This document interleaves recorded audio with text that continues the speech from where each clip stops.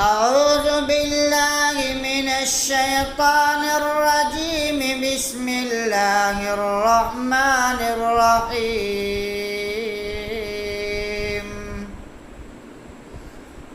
فلما جاءه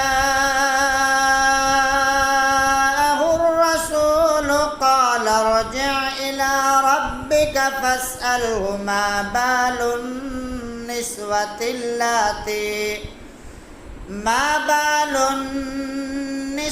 اللاتي قطعن أيديهن إن ربي بكيدهن عليم. قال ما خطبكن إذ راوتن يوسف عن نفسه قلن حاش لله ما علمنا